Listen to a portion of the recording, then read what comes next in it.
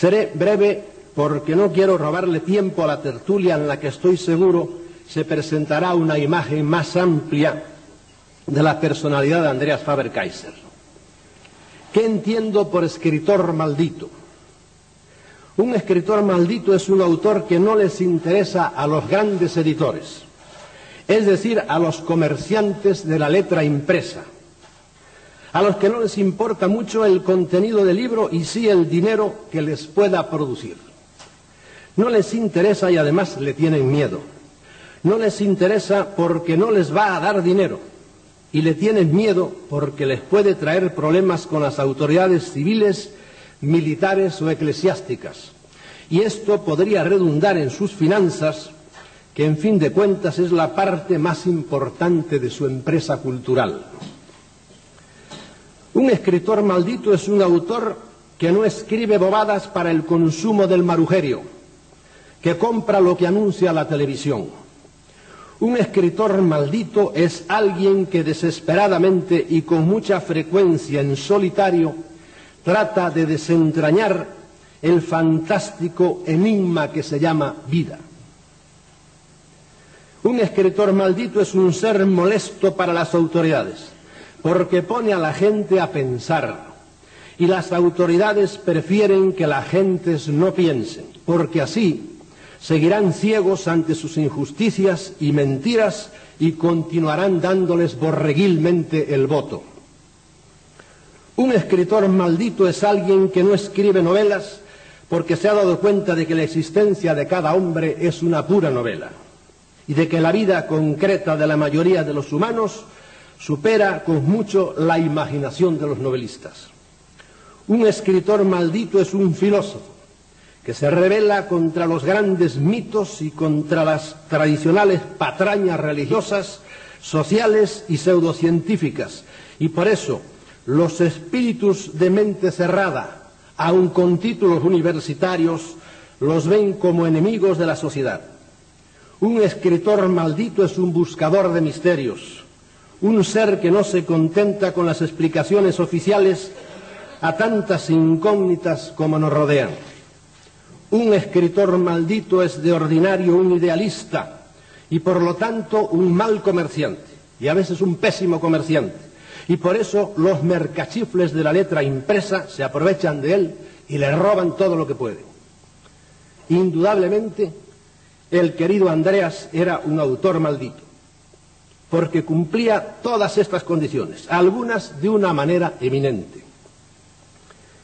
Era rebelde por naturaleza, era librepensador, era independiente y no quiso nunca acogerse al cobijo fácil de alguna institución que le pusiese un arnés a su pensamiento.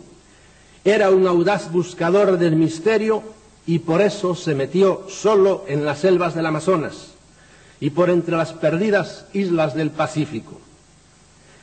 Era profundo y le inquietaba el porqué de la vida humana y hasta de un posible más allá, pero no admitía las infantiles explicaciones que a estos temas fundamentales le dan los diferentes credos religiosos. Coincidíamos ambos en considerar a la raza humana como dependiente de otros seres más inteligentes que desde las sombras y de una manera disimulada, valiéndose de testaferros humanos colocados en puestos de poder, la gobiernan y la usan para unos fines que nos son totalmente desconocidos.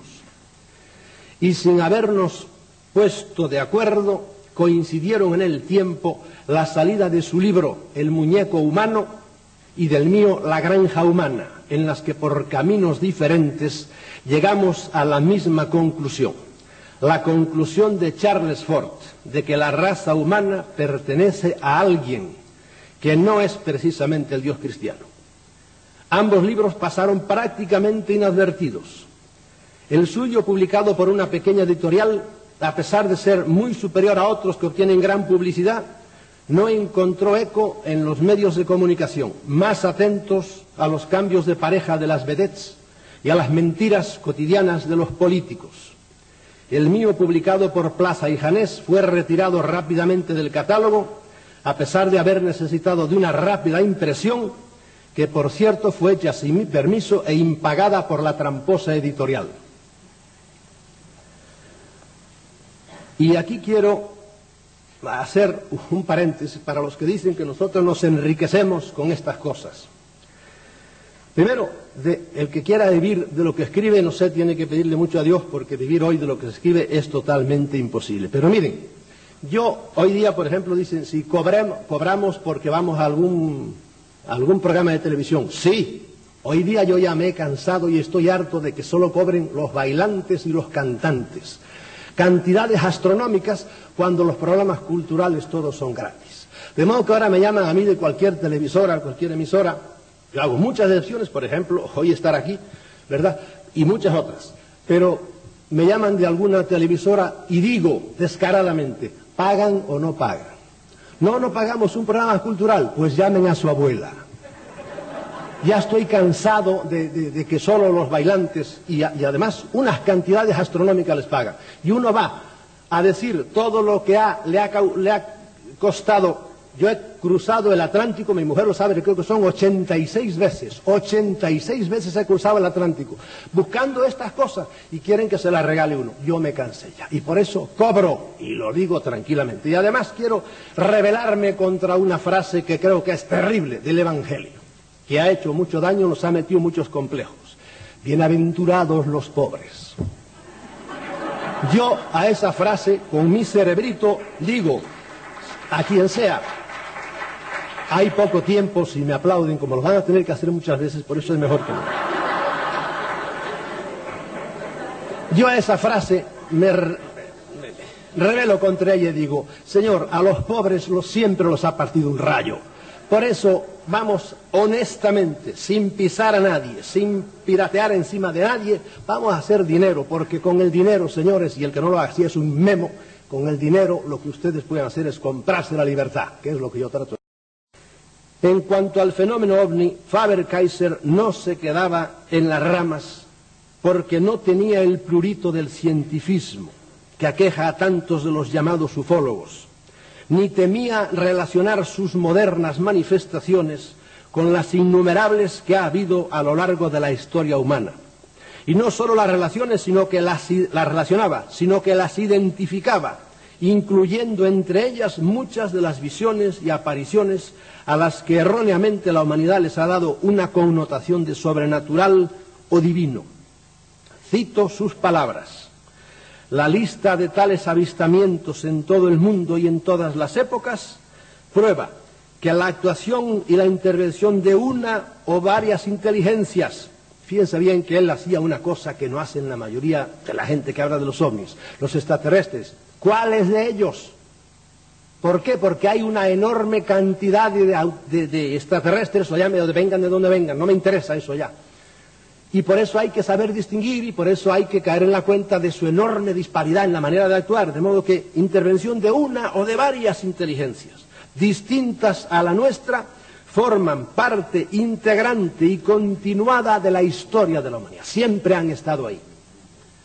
A la que añade Andreas en otra parte, comparando y relacionando entre sí los datos que la historia nos ofrece, se llega a la conclusión de que bajo el disfraz de la divinidad, otras razas cósmicas vienen empuñando desde siempre las riendas de nuestro destino en un juego que el ser humano, siendo elemento clave del mismo, solamente es capaz de atisbar, sin llegar a comprender ni su real dimensión ni su significado. Esto es la clave de todo. Y yo hace años que he dicho, somos peones en un ajedrez de gigantes. Ahora nos han dicho que somos los reyes de la creación y no lo hemos tragado. Personajes, sigue Andreas, personajes como Jesús de Nazaret, Buda, Mahoma, Carlomagno, Hernán Cortés y tantos otros pierden su carisma individual, divino o heroico para mostrarse como simples piezas en el engranaje de una descomunal manipulación planetaria. Esto es el eje de todo. Esto es el fondo del fenómeno. Y el que no entienda esto anda por las ramas y se va a entretener con los casitos. Y los casitos van a seguir sucediendo. Termina aquí la cita. Admitir esto es ir directamente a la médula de todo el fenómeno ovni y a su explicación radical. Y mientras la ovnilogía y las grandes autoridades del planeta y la masa de los seres humanos no lo admitan, y mientras la humanidad entera no se rebele contra esta situación, seguiremos siendo un triste rebaño de borregos semirracionales, inconscientemente dirigidos por unos seres suprahumanos que nos tienen distraídos con creencias religiosas diversas y enzarzados en continuas peleas entre nosotros, y que no nos dejan evolucionar para así tenernos permanentemente a su servicio. Admito que los hay positivos, sí, pero de los gente buena yo nunca me he defendido, yo me defiendo de los que me quieren fastidiar.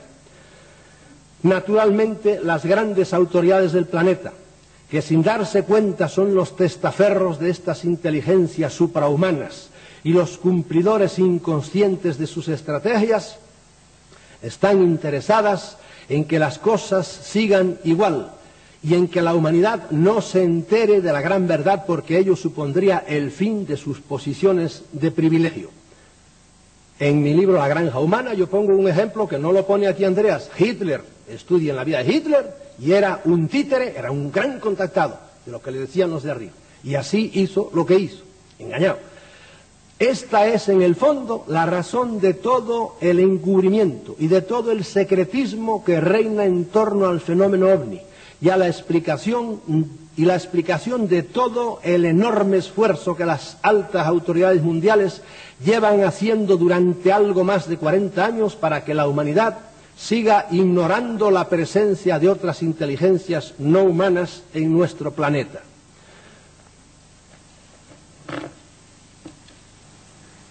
Y en este particular tenemos que decir que los grandes medios de comunicación o se han dejado engañar como chinos o se han vendido interesadamente haciéndose cómplices de la gran traición de la megaciencia y de los políticos.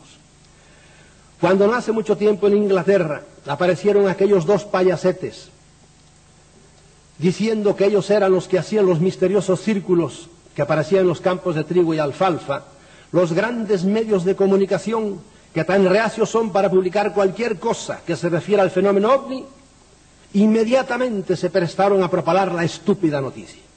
Dio la impresión de que todas las agencias de noticias del mundo obedecían a una orden, pero posteriormente no quisieron reconocer la falsedad de la información que tan irresponsablemente habían publicado. Comenté con Andreas por teléfono esta noticia y estuvo totalmente de acuerdo conmigo en considerar como un ejemplo típico de manipulación mundial de la opinión pública. Recuerdo aquí, no sé quién era, en la televisión española, por supuesto, con qué sonrisa lo decía, se había descubierto ya el secreto de aquellas cosas, cuando nada más a oírlo yo dije, pero qué cretinada más grande, no tenía idea de lo que decía, círculos que aparecían a 100 kilómetros de distancia en la misma noche, etcétera, etcétera, etcétera. Bien.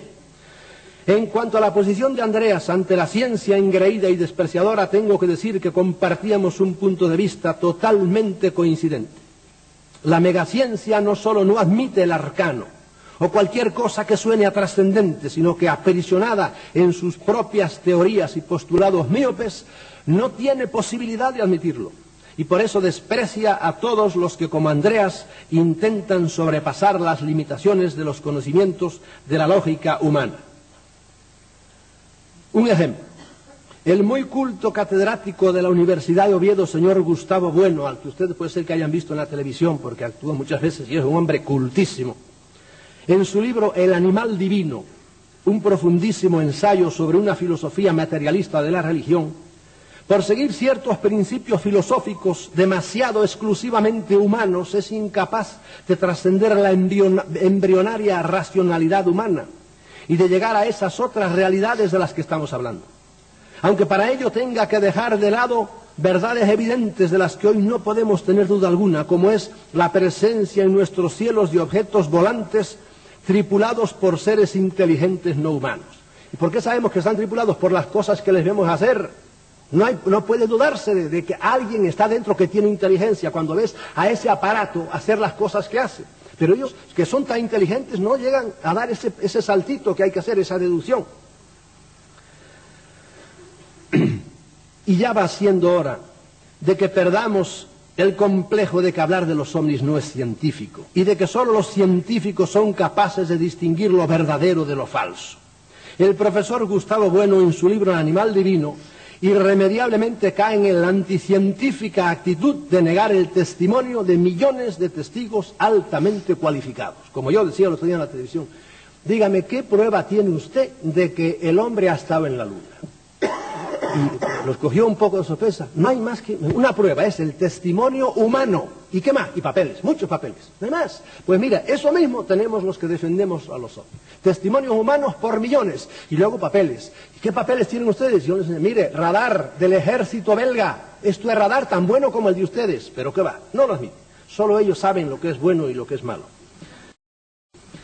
Le pasa al ilustre profesor Gustavo Bueno lo que le pasa en ocasiones a los jueces, que por tener que atenerse a lo que dice la ley, se ven obligados a dar una sentencia injusta. Esto se pasa muchas veces, la ley dice eso, y este señor es inocente. Pero señor, usted sabe, sí, este fue el que lo hizo, pero la ley me obliga a hacer esta estupidez.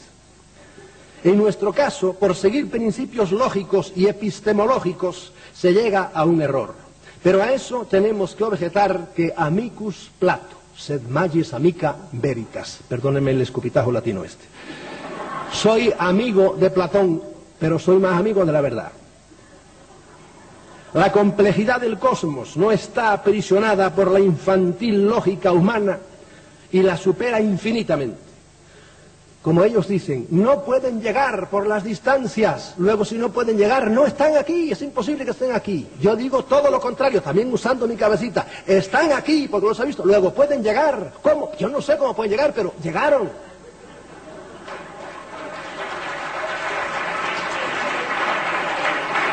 Por eso, los libros de Faber-Kaiser, Las nubes del engaño o El muñeco humano, siendo acientíficos, no anticientíficos, sino acientíficos, usan su cabeza al margen un poco de la metodología científica, van mucho más lejos y están más cerca de la verdad que los libros que algunos escriben para negar la existencia de los ovnis, o los escritos de algunos ufólogos científicos, que no se sabe si van o vienen y que no tienen ni idea de dónde está hoy la esencia de la investigación del fenómeno ovni. Mire, hoy el fenómeno ovni ya no es, a mí ya no me interesan, por supuesto, ni los avistamientos, ni los aterrizajes, ni siquiera si hay hombrecitos guardados, que hay cientos de ellos, ¿verdad?, guardados en frío, en esta base, en la otra, eso ya no me interesa. Mire, hoy el fenómeno ovni es un fenómeno, primeramente, de política, es de alta política.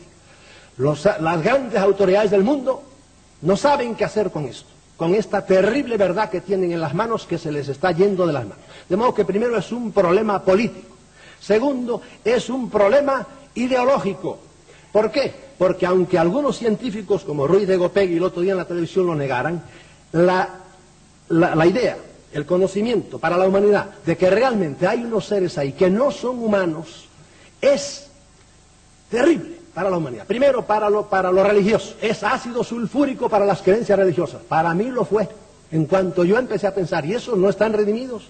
Y esa gente que es Jesucristo para ellos, y esa gente cree en la Biblia, y a mí se me desmoronó todo, absolutamente, cuando me convencí de que realmente había unos seres inteligentes que no eran humanos. Se vino al suelo todo el tinglado religioso. Segundo, para los militares, se caen de vergüenza al ver cómo se han caído cuando vinieron sobre Washington el año 50 y pico. No hubo escuadrillas de ellos. Fueron allá los aviones y esos hacían así, se iban para arriba, y los pobres aviones con la lengua afuera volvían a buscar gasolina. Y bajaban los ovnis otra vez, y volvían a subir, se iban para arriba, y se rieron de ellos. Y al poco tiempo, a los pocos años, volvieron a repetir la dosis otra vez. Y eso para los militares admitir, por eso están siempre en Estados Unidos, que es donde se cuecen ahora las cosas, estas de los ovnis, es la National Security. La seguridad nacional que invocan siempre los militares, como si no fueran la más grande amenaza a la seguridad nacional ellos mismos. Pero siempre están hablándonos de la seguridad nacional, ese cuento que ya no se lo traen ustedes nunca. ¿Qué más? Para la ciencia no sabe cómo explicar cómo es posible que hayan andado desde la estrella más cercana que está a tantos millones de años luz. Empiezan a echar cuentas, porque se imaginan sus cohetes caminando por ahí echando humo por detrás, y no tienen otra manera de hacerlo. Es decir, que viene todo al suelo. Por lo tanto, hoy el problema ovni, el fenómeno ovni, es un problema ideológico. ¿Cómo se resuelve eso? Es un problema filosófico. Tercer nivel, el problema ovni, ¿qué es? Es un problema vital. ¿Cómo vamos a reaccionar la humanidad? ¿Cómo va a reaccionar ante eso? ¿Qué tenemos que hacer? Y no quiero entrar más a fondo en esto porque es terrible. Cuando la humanidad se dé cuenta de que estamos siendo invadidos, no con cañonazos, no van a dominar, no. Con esto, va a ser terrible. Yo cada vez que veo 100.000 jóvenes ante un gorila que está con una guitarra en la mano, dale que das, y 100.000 jóvenes ahí, y los he visto muchas veces porque estuve al día siguiente del primer gran festival multitudinario que fue en Woodstock. Al día siguiente fui yo allá y me quedé pasmado con todo aquello que vi allí. Yo digo, aquí ciertamente está habiendo una invasión. Lo que pasa es que algunos van a tardar todavía años en darse cuenta de eso. Esto fue un paréntesis.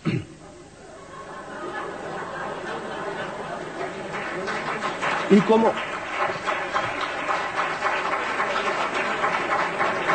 ya solo me queda una página y media, de modo que tranquilícense. Como dijimos al principio, los autores malditos escriben de lo que otros no se atreven. Ponen el dedo en la llaga y van a la raíz de los problemas y a los problemas radicales. Y por eso son molestos para las autoridades. Estas odian los problemas porque pueden sacar a la luz secretas verdades que tienen el poder de alborotar al pueblo y poner en peligro sus puestos de privilegio. Y yo tengo que decirles honradamente que yo ya no creo en las autoridades. No creo, no en las pequeñas pueden ser honestísimas, pero las grandes autoridades, cuanto más arriba, menos creo en ellas. Y en las altísimas, de ninguna manera. Ni las militares, ni las civiles, ni las judiciales, ni ninguna. ¿Por qué? Porque a mis 71 años, yo he llegado a esta cosa. Para llegar en puestos muy altos, tienes que estar o llegar corrupto o si no te van a corromper allá arriba. Pero si eres un hombre honesto, o te decapitan por el camino o no puedes llegar arriba, o te matan cuando estás arriba. Y es así. Y yo que he vivido en muchas naciones diferentes y he visto realmente las interioridades de la política y de la Santa Madre Iglesia, pero qué barbaridad, qué cosa más terrible. ¿Quieres ver si un hombre realmente es un hombre que ha evolucionado y que tiene una columna vertebral como tiene que tener? Dale poder. Déjalo y vuelve al cabo de 2 años. Y probablemente lo encontrarás inflado como un sapo. Ya se cree alguien. Tenemos los grandes ejemplos aquí en nuestra patria. Autoridades civiles que empezaron diciendo esto. ¿Cómo les hace? Autoridades económicas, autoridades militares. Todo el mundo está pringado. ¿Y por qué? Porque es que es terrible. Y es que las autoridades son malas, no es el que el poder las corrompe. Es un ácido que poca gente tiene la capacidad de aguantarlo y de digerirlo. Y por eso yo, honradamente, de las grandes autoridades no me fío un pelo. Este es otro paréntesis. Murió Andreas y los grandes medios de comunicación, tan atentos a las payasadas de los políticos y de los famosos, no dijeron nada. Y curiosamente, el mismo día de su muerte, en ese mentidero gubernamental llamado Televisión Española, que derrocha de una manera tan descarada nuestro dinero, en pleno telediario del mediodía y como parte de las noticias culturales ese mismo día, se dijo textualmente que la Martirio había cambiado su juego de peinetas. Ese mismo día. Eso es, para los genios que dirigen aquel medio de comunicación, una noticia cultural. Nada de extraño tiene que la muerte de una persona como Andreas no significase nada para ellos. Y las páginas de los grandes diarios dedicadas a la cultura, que con tanta frecuencia nos dan noticia cumplida de pintores mamarracheros o de rockeros antisociales cargados de cocaína, que yo sepa, no tuvieron una palabra para glosar las ideas de un hombre como Andreas.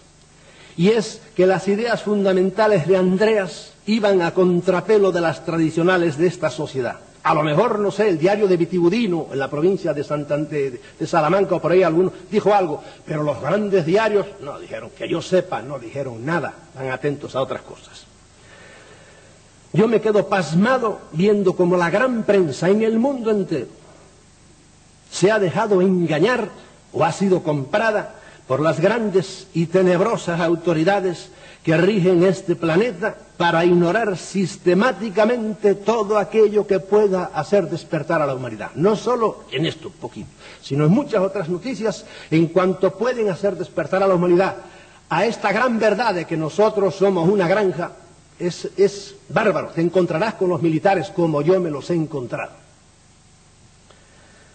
Científicos engreídos, militares abusadores y prepotentes, políticos mentirosos y rateros, y eclesiásticos fanáticos y fanatizantes eran 4 tipos de personas especialmente detestadas por él. Y sus ideas chocaban frontalmente con las defendidas por estos 4 estamentos de la sociedad. Sus ideas molestaban a los científicos porque cuestionaban algunos de sus postulados y sobre todo cuestionaban el servilismo y la gran traición que la megaciencia le ha hecho a la humanidad, al ponerse al servicio de la paranoia militar y belicista.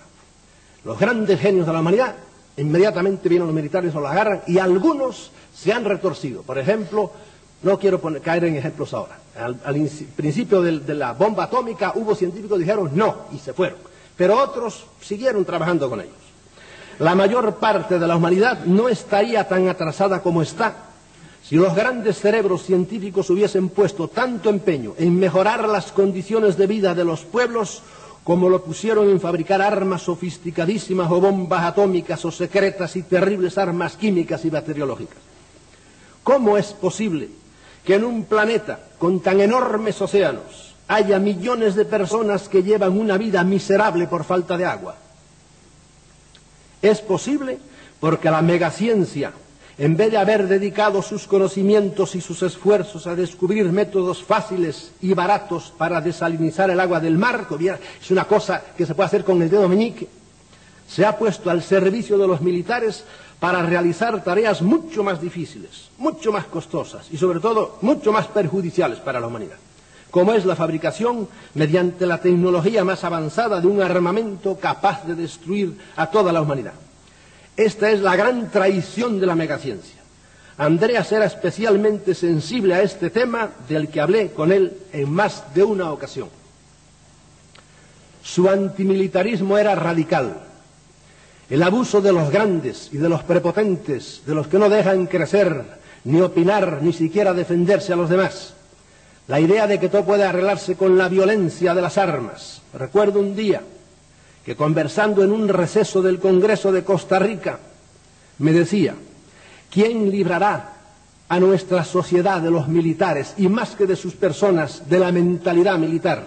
Eso de que no podamos vivir sin tener grandes ejércitos y estar amenazándonos unos a otros.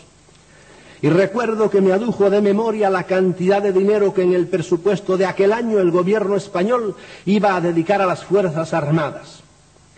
¿Qué diría en la actualidad si supiese que la colaboración española para la fabricación del caza europeo es de 800.000 millones de pesetas? Usted no tiene idea de lo que es ese dinero.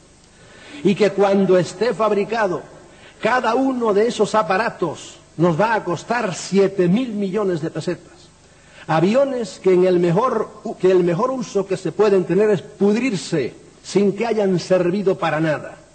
¿Por qué en vez de comprar hace unos años 70 aparatos, no sé si F-14 o F-16, con un precio que sobrepasó los 500.000 millones de pesetas, no se compraron solo 50 en vez de 70 y hubiese sido más que suficientes? Y con el dinero sobrante se hubiesen podido comprar 2.000 aviones y helicópteros para apagar incendios forestales. La de los incendios es una verdadera guerra en la que salimos derrotados todos los años, y no las guerras hipotéticas de los estrategas militares. Para estas gastamos todos los años miles de millones. Vamos a comprar ahora, creo que son F-18, otros 70 o algo por el estilo. Y en cambio, para aquellas que sí son reales, los incendios forestales, por ejemplo, hay solamente unos cuantos aviones viejos.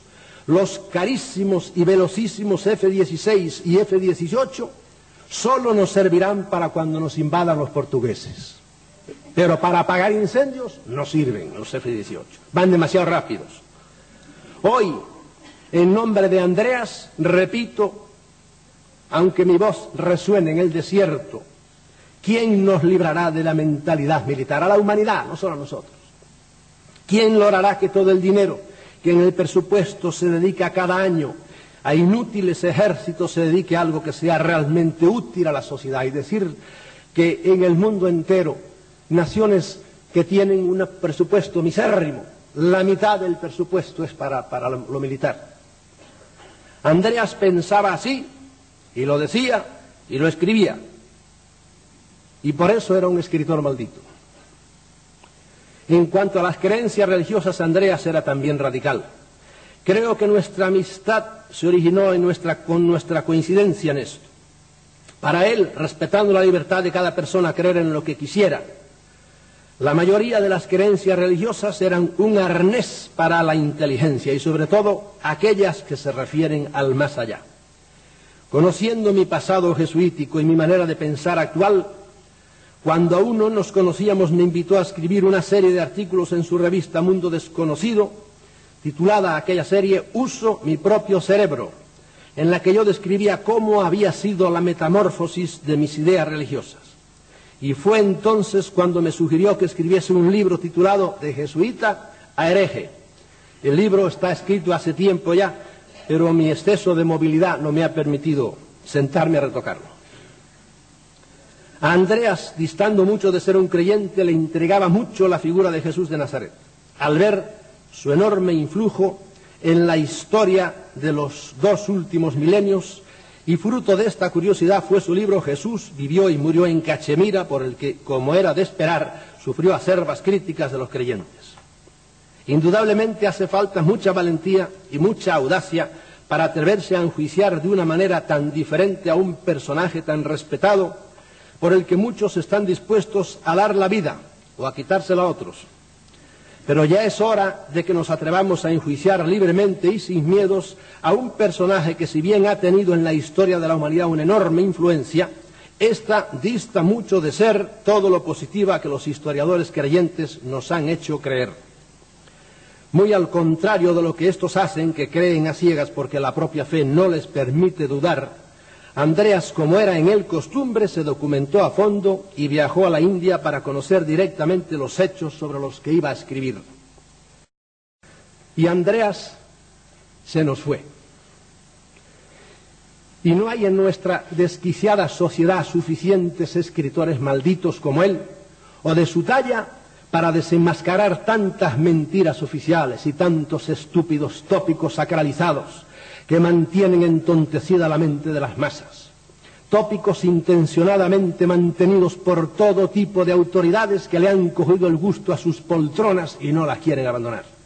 En toda sociedad hay siempre muchos síndromes tóxicos, que pueden llamarse promesas electorales, dogmas religiosos, principios jurídicos, fondos reservados, seguridad nacional, patriotismo sagrado, secretos sumariales, postulados científicos, venerables tradiciones y toda una serie de nombres rimbombantes que siempre estarán necesitados de algún autor maldito que se atreva a hablar de ellos y a dejar al descubierto la podredumbre o la estupidez que encierran, aunque con ello probablemente se va a jugar la vida también.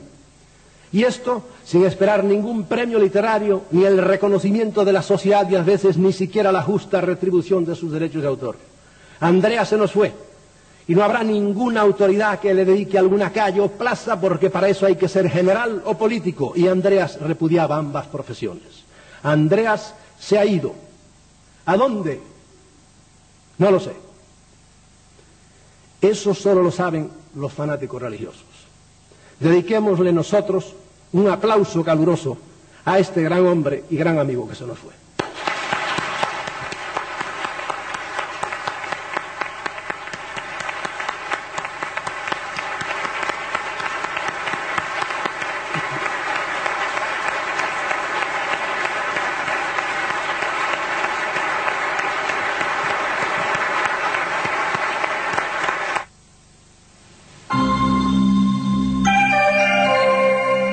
Sapigueu que en aquest mateix moment estic amb vosaltres, relaxeu la vostra ment i visualitzeu mentalment la persona, l'objecte, el fet o l'acció que voleu potenciar.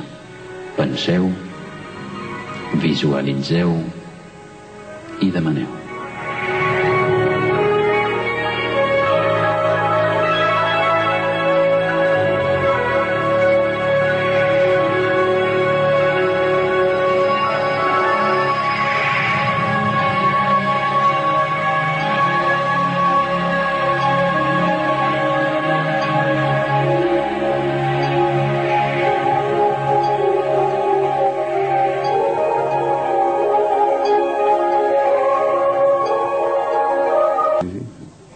Hola, buenas tardes a todos.